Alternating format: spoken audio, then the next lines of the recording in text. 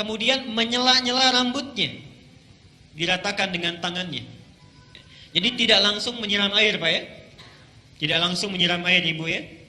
Jadi yang pertama ingat, air diambil untuk basuh tangan kita dulu. Yang kedua apa? Berwudu seperti wudu untuk salat. Sebentar Pak, itu lewat hadis Maimunah. Oke, saya sampaikan bagian pertama dulu. Nanti diperinci di Maimunah binti Al-Harith. Yang kedua apa? Berwudu dulu. Yang ketiga apa? Menyela-nyela kepala atau rambut ya, rambut kita.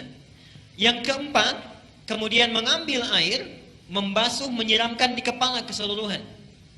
Belum ke sini dulu, belum ke badan ya. Baik. Saya ulangi pelan-pelan. Satu, mencuci tangan. Kedua, berwudu seperti untuk sholat.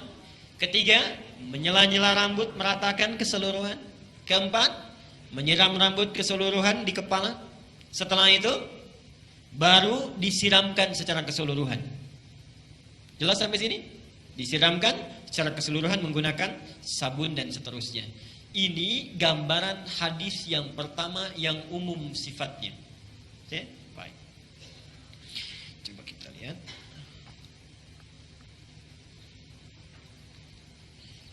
Hapus dulu di sini. Nah, sekarang kita lihat bagian yang kedua. Ini riwayat siapa tadi? Aisyah radhiyallahu anha. Sekarang Nabi sallallahu alaihi wasallam ketika tinggal di rumah Maimunah, okay, kemudian setelah itu berhubungan dengan Maimunah binti Al-Harith, salah satu istri beliau. Kemudian Nabi sallallahu alaihi wasallam melakukan mandi janabat saat itu.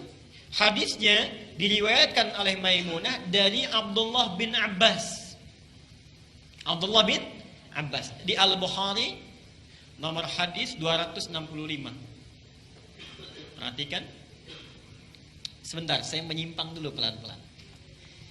Ibu masih ingat Bapak kisah Ibnu Abbas itu? Anaknya usia berapa tahun?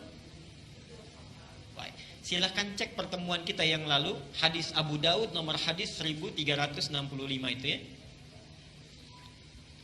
Ibnu Abbas dalam usia 4 sampai 5 tahun itu memaksa ingin tinggal di rumah bibinya Maimunah. Jadi Maimunah ini bibinya Ibnu Abbas. Tinggal di sana, ingin melihat bagaimana sifat bangunnya Nabi dari tidurnya sampai tahajud.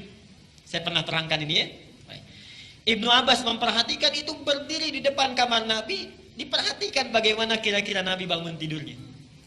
Sampai kemudian tahajud, diajak beliau untuk menunaikan tahajud. Ternyata tidak berhenti sampai di situ. Kelak kemudian hari, Ibnu Abbas ini karena sungkan bertanya kepada Aisyah kan, kalau Maimunah itu bibinya, bertanya kepada Maimunah bagaimana caranya Nabi SAW bermandi janabah. Disinilah muncul bagian yang kedua yang lebih terperinci. Satu, kata Maimunah, Nabi SAW bila hendak beliau bermandi janabat, perhatikan, satu, mengambil air dengan tangannya, okay. Lalu kemudian mencuci kemaluannya dengan tangan kirinya. Okay. Nah, kalau Bapak tadi sampaikan, kalau ingin cari referensinya, itu bukan riwayat yang Aisyah, tapi riwayat Maimunah binti Al-Harith. Ini bagian yang pertama. Yang kedua, hampir mirip dengan yang tadi, menyela-nyela bagian rambutnya. Bagi perempuan ada dua cara. Boleh diikat, dikepang, karena Maimunah itu juga pernah diikat, dikepang. Langsung bertanya pada Rasulullah, ya Rasulullah, apakah saat mandi perlu aku uraikan rambutku? Kata Rasulullah, tidak perlu, cukup kamu guyur semuanya itu, dan bila telah merata sah mandimu. Jelas ya? Baik. Kemudian setelah diratakan, lebih baik kemudian bisa diuraikan. Setelah itu selesai, kemudian diguyur. Selesai sampai sini, baru kemudian berwudu seperti wudu layaknya sholat. Tapi kaki belum dibasuh. Kaki belum dibasuh. Air kan, basuh, baik siram, berwudu seperti layaknya wudu akan sholat, tapi kaki kita belum dibasuh. Jadi cuma sampai telinga ya. Baik. Setelah itu siramkan secara keseluruhan. Terakhir setelah selesai baru cuci kaki. Jelas sampai sini? Nah, ini bisa ditemukan di Al-Bukhari nomor hadis 265. Nah, dari sinilah kemudian ulama menggabungkan kedua hadis ini, dibuatlah susunan yang lebih lengkap. Masih?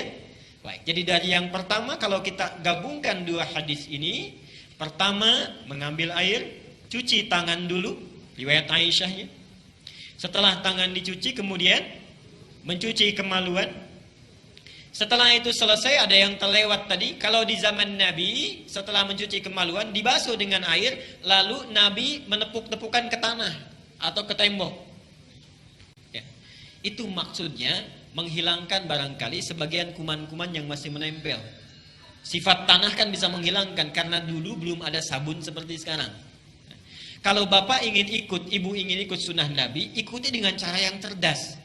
Jangan setelah dibasuh tempel-tempelkan ke tembok ini. Cukup pakai sabun, dicuci dengan sabun. Saya ulangi dari awal. Tangan dibasuh dulu, basuh kemaluan, kemudian cuci dengan sabun. Setelah itu sela-sela kan?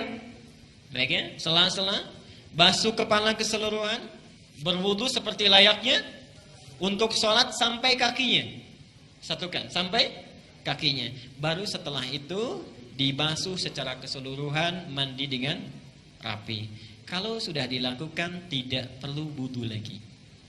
Ya, tidak perlu wudu lagi. Ada sahabat bertanya, ya Rasulullah, apakah saya perlu setelah mandi janabat itu berwudu kembali?